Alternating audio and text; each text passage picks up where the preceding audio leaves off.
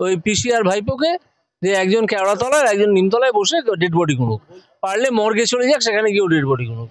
এদেরকে যা বললে বলা হয় সেটা আমি ক্যামেরার সামনে বলতে পারছি না, এই হচ্ছে আমার অসুবিধে।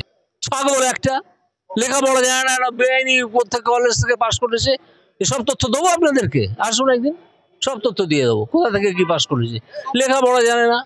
হ্যাঁ, তো বোকার মতো গাছে ল্যাম্পোস্টে বেঁধে রাখলে সেই লোকটা কি করে বাড়িতে যাবে ওটা নিয়ে আসতে? তো জানি না কি বলতে হয়। কাগজটা নিয়ে আসতে বলেছে, আমি শুনেছি ওটা। আরে যে লোকটাকে আপনি ল্যাম্পোস্টে বাঁধলেন বা গাছে বাঁধলেন, সেই লোকটা যাবে কি করে? তাকে তো ছেড়ে দিতে হবে বাড়িতে যাওয়ার জন্য। বোকার মতো উপমা উদাহরণ। হ্যাঁ, তুললাম তো। উনি যে ডিগ্রির কথা বলে থাকেন, সেই ডিগ্রিটি একটি বেআইনি কলেজ থেকে, সুপ্রিম কোর্টে ডিক্লেয়ার করা একটি বেআইনি কলেজ, সেখান থেকে উনি জোগাড় করেছেন সেই সময় যখন সেই কলেজটি বেআইনি ছিল। সেই সময় তার তথ্য প্রমাণ সব আমি দিয়ে দিতে পারি আপনাদেরকে, দেখান না। উনি কি? উনি হরিদাস পাল, চোর একটা, জোচ্চোর। টিএমসি মূর্খদের দল, শুধু মূর্খ না, বদমাইশদের দল। কোথাও দেখাতে পারবেন যে এসআইআর এনআরসি লেখা হয়েছে? এনআরসির সঙ্গে এসআইআর তফাৎটা আপনারা দেখিয়ে দিন না, আপনারা তো মিডিয়া। তো মিথ্যে কথা বললে কি করে হবে? মিথ্যে কথা বলবে, মানুষ কি তাতে বিভ্রান্ত হবে না। মানুষ এবিসিডি জানে, এসআইআর কি জিনিস, কি কোন কোন লেটার নিয়ে তৈরি সেটা জানে, আর এনআরসি কোন কোন লেটার নিয়ে তৈরি সেটাও জানে। ফিরহাদ হাকিম বলছেন যে কমিশন নিয়ে, ফিরহাদ হাকিমের কথা বাদ দিন।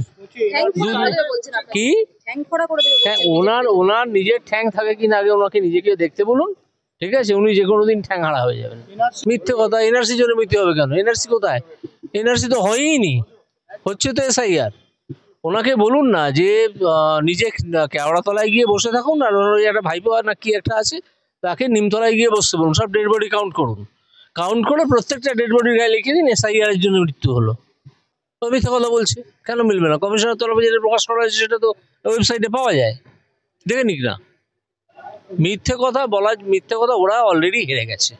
এসআইআর এর ভয়তে দেখা যাচ্ছে ওরা অলরেডি হেরে গেছে, এখন চিৎকার চেঁচামেচি করছে। কমিশনের বিরুদ্ধে অভিযোগ করছে, কমিশন উত্তর দেবে বিজেপির পার্টি অফিস থেকে কোনো চক্রান্ত করা হচ্ছে না, বিজেপি ইলেকশনে লড়বে এবং তোমাদেরকে দুর্মুষ করবে, এটা জেনে রাখো।